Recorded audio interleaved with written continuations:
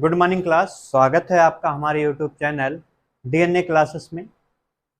आज हम पढ़ेंगे, आप लोगों को शायद मैं एक लेक्चर अभी लिया हूँ इस सेशन में, और वो भी याद है क्लास 10th वालों का लिया था। ठीक है, आज मैं उसका सेकंड चैप्टर स्टार्ट करूँगा, सेकंड लेक्चर लूँगा। ठीक है, तो ध्यान से बने रहिएगा और सब लोग जितना हो सके उतना ज़्यादा सब्सक्राइब करते रहिए, चैनल को शेयर जरूर करते रहिएगा। ठीक है, सुनिए, बात करते हैं मेटाबॉलिज्म। मेटाबॉलिज्म या मेटाबॉलिक, ठीक है, मेटाबॉलिज्म एक्टिविटी हमारे बॉडी के अंदर हो या बाहर हो। सपोज दैट मेटाबॉलिक की मैं बात कर रहा हूं, और मेटाबॉलिक दो टाइप के होते हैं, एक का नाम है कैटाबॉलिज्म और एक का नाम है एनाबॉलिज्म। ठीक, केटा और एना ये दोनों प्रोसेस मेटाबॉलिक एक्टिविटी के हैं। केटाबॉलिक का मतलब होता है कट। कट से याद रखना कि छोटे छोटे पार्ट में अगर कोई चीज डिवीजन हो रही है तो उसे नाम देंगे कैटाबॉलिक। देखो, सपोज दैट छोटे छोटे में मॉलिक्यूल बनाया और इससे एक बड़ा एलिमेंट बना के बड़ा मॉलिक्यूल बना दिया। सुनो, अब या तो बड़ा वाला टूट के छोटे छोटे पार्ट में अगर टूटा तो कैटाबॉलिक, और छोटा छोटा अगर मिल के बड़ा बनाया तो एनाबॉलिक। ठीक है, अब जो हम खाते हैं या डाइजेशन सिस्टम जो हमारे बॉडी में होता है वो कौन सा प्रोसेस है? वो है कैटाबॉलिक। क्यों भाई? क्योंकि जो भी हम खाते हैं वो बहुत सारे छोटे छोटे पार्ट में डिवीजन होता है। ऐसा तो नहीं है कि मतलब मैंने खाया और वो बड़े पार्ट में बन गया। ऐसा होता, मान लो कि भाई कितने का निकाह होता है एनाबॉलिक। एनाबॉलिक का मतलब होता है छोटे छोटे पार्ट जुड़ के बड़े मॉलिक्यूल बनाते हैं। ठीक है, कभी आपने देखा कि मान लो कि आपने फिश खाया और फिश खाने के बाद आपके अंदर गया और पूरी फिश तैयार बैठी है? ऐसा तो कभी नहीं होता। क्यों? क्योंकि भाई आपके बॉडी के अंदर कौन सी प्रोसेस हो रही है? Catabolic activity. ठीक, हाँ, कुछ रिएक्शन होती है, जैसे 20 अमीनो एसिड मिलके वन प्रोटीन बनाते हैं, वन प्रोटीन बनाते हैं, या वन प्रोटीन टूट के 20 अमीनो एसिड में बनता है, या तो ये बोल सकते हैं 38 एटीपी एटीपी मिलके एक ग्लूकोज बनाता है, एक ग्लूकोज बनाता है, या तो वन ग्लूकोज टूट के 38 एटीपी बनाते हैं। ठीक है, तो ये प्रोसेस है किसका? मेटाबॉलिक। अभी आपके बॉडी में पूछा जाए कि आपके बॉडी में मेटाबॉलिक एक्टिविटी होती है या नहीं हो, तो मेटाबॉलिक एक्टिविटी होती है भाई। मेटाबॉलिक का एनाबॉलिक भी कुछ जगह पे होता है, और अधिकतर क्या होता है हमारे बॉडी में? Catabolic activity. इतना समझ में आ गया? अगर इतना समझ में आ गया तो मैं स्टार्ट करता हूं digestion system in human.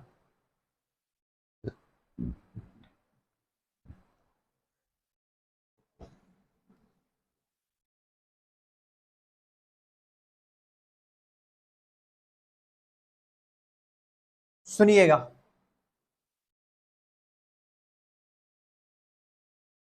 Digestion system.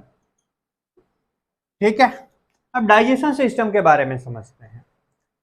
Digestion system कहां से होती है भाई? माउथ से लेके एनस तक के पार्ट को पूरे हम डाइजेशन सिस्टम में रख देते हैं।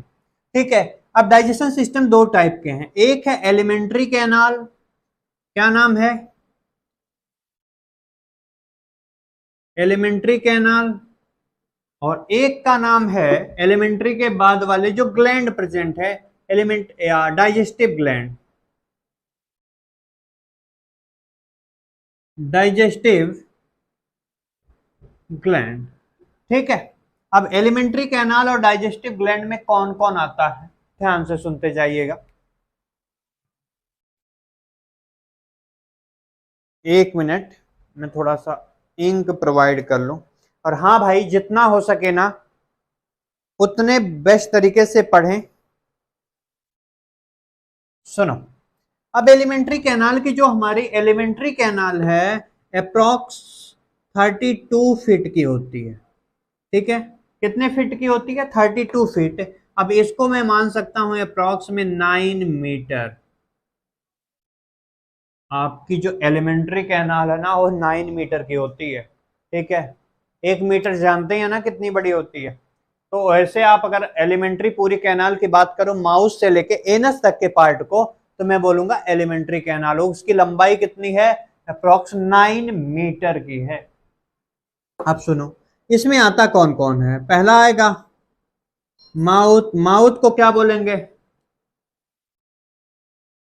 ओरल कैविटी, या तो बक्कल कैविटी। ठीक है, ओरल कैविटी भी बोलते हैं, माउथ भी बोलते हैं, और बक्कल कैविटी। अब उसके बाद आता है food pipe. Food pipe, food pipe को क्या बोलते हैं? ओसोफेगस। ओसोफेगस। ठीक है, उसके बाद क्या आता है? स्टमक। स्टमक के बाद आता है स्मॉल इंटेस्टाइन। स्मॉल इंटेस्टाइन के बाद आता है लार्ज इंटेस्टाइन। लार्ज इंटेस्टाइन के बाद आता है एनस। ठीक है, इसके बारे में हमें पढ़ना है। अब डाइजेस्टिव ग्लैंड की बात कर लूं। डाइजेस्टिव ग्लैंड कितने टाइप के होती हैं? सुनो, पहला है salivary gland. Salivary gland. Salivary gland के बाद कौन सी आती है? आती है gastric gland.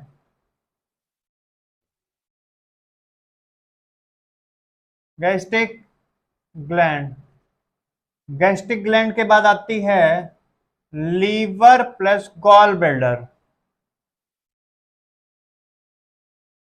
Liver plus gall bladder, यहां तक आया? 1 मिनट, हम मार्कर चेंज करें यार, मार्कर की बड़ी प्रॉब्लम।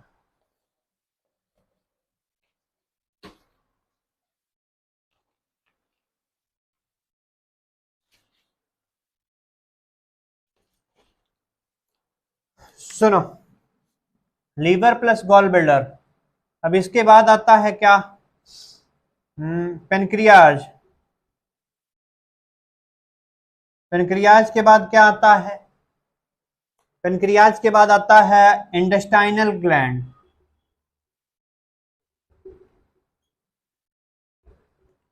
ठीक है, इतने ग्लैंड के बारे में पढ़ना है। ठीक है, सुनो, एलिमेंट्री कैनाल को पढ़ना है, उसके बाद ग्लैंड को। हम दोनों को आपस में लेके चल रहे हैं, ध्यान से सुनते जाइएगा। एक बार इसको नोट डाउन करें, आगे बढ़ता हूं मैं। आपसे कोई पूछे कि डाइजेस्टिव ग्लैंड में, डाइजेशन में कितने ग्लैंड हेल्प करती हैं, तो भाई कितने हैं? 1 2 3 4 5 6, 6 ग्लैंड हैं जो डाइजेशन सिस्टम में हेल्प कर रही हैं। आगे सुनो, अब मैं एक एक पार्ट लेके निकल रहा हूं। बात करता हूं एलिमेंट्री कैनाल के माउथ की। एलिमेंट्री कैनाल के माउथ, माउथ या ओरल कैविटी, सुनो, या बक्कल कैविटी। ठीक, अगर मैं बक्कल कैविटी की बात करूं, तो बक्कल कैविटी में क्या क्या होता है? देखो, सलाइवरी ग्लैंड होती हैं। सलाइवरी ग्लैंड कितने पेयर होती हैं? 3 पेयर। ठीक है, अब 3 नाम जरूर याद रखना है। पहला है पैराटाइड। पैराटाइड, सबलिगुअल, सबमैंडिबुलर।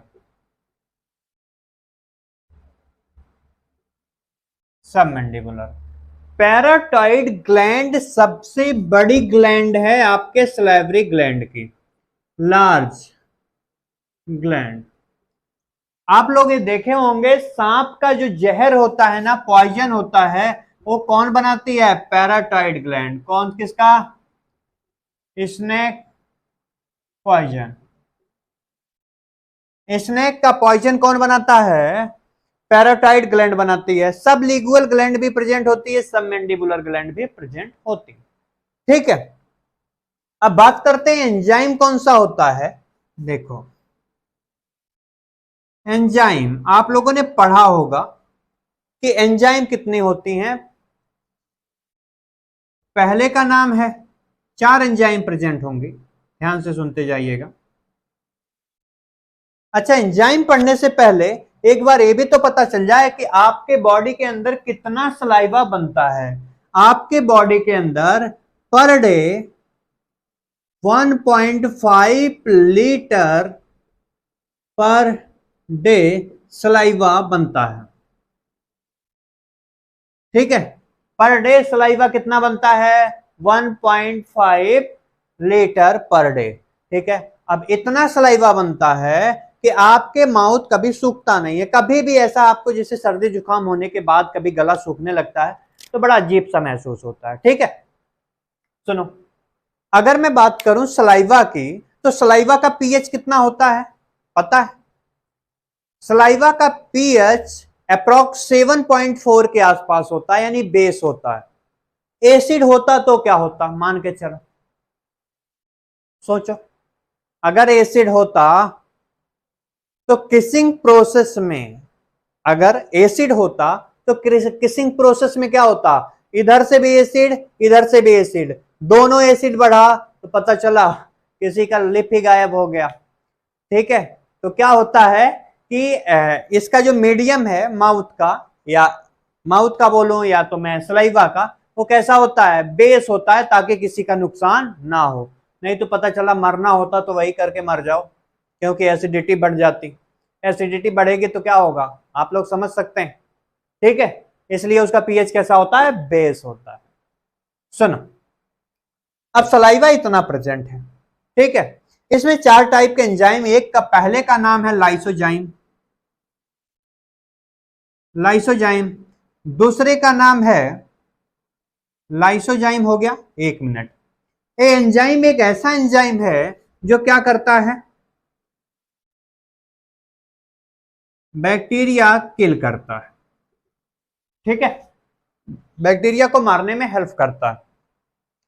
ये लाइसोजाइम अगर प्रेजेंट है तो बच्चे जल्दी बीमार नहीं पड़ते। अब एक पॉइंट और भी नोटिस किया होगा कि बच्चों को देखा होगा आपने कि वो लोग माउथ में बहुत ज्यादा सलाइवा सिक्रेट करते हैं। रीजन है भाई उनका कुछ भी है, एक ही मतलब है, या मार्कर दे दूं इसको भी खाने शुरू करेंगे, कुछ भी दे दो, बॉल भी दे दो तो भी क्या करेंगे?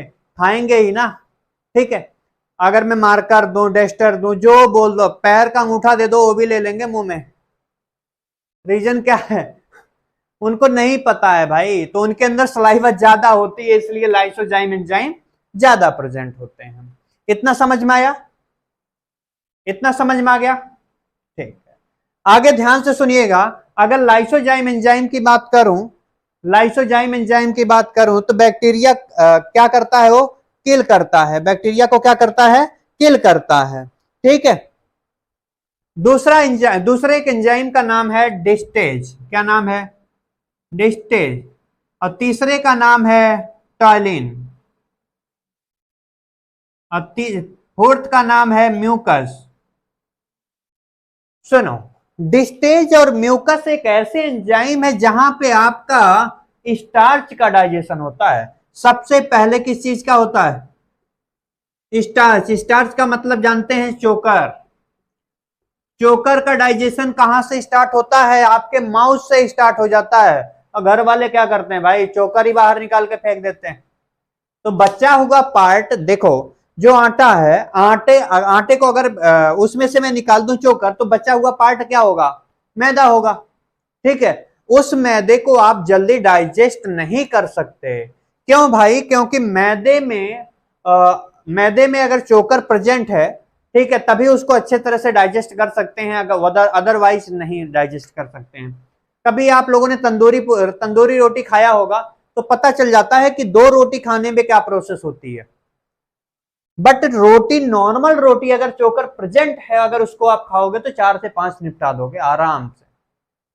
ठीक है, तो चोकर जरूरी है भाई, क्योंकि माउथ में स्टार्च का डाइजेशन कौन कर रहा है? डिस्टेज और टाइलिन, ये 2 एंजाइम है जो स्टार्च का डाइजेशन स्टार्ट करते हैं। अच्छा, अब एक म्यूकस है। म्यूकस का काम क्या होता है? माउथ में बोलस को बनाना। बोलस जानते हो?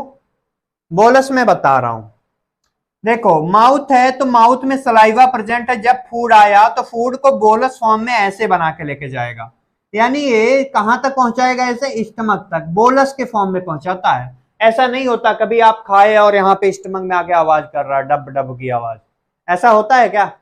कभी नहीं होता।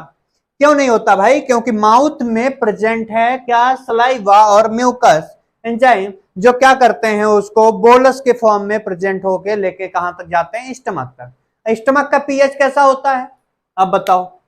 स्टमक का पीएच कैसा होता है, एसिडिक होगा या बेस होगा? एसिडिक होता भाई, HCl प्रेजेंट होती है, हाइड्रोक्लोरिक एसिड, जिसका अगर मैं पीएच की बात करूं तो आपके बुक में दिया है कि 2.2 के आसपास होता है, ठीक है। अब सुनो, कभी स्वाद चखे हो स्टमक का? स्टमक के एसिड का स्वाद चखे हो? चखे तो हो गए यार, लेकिन कोई बताओ तो सही।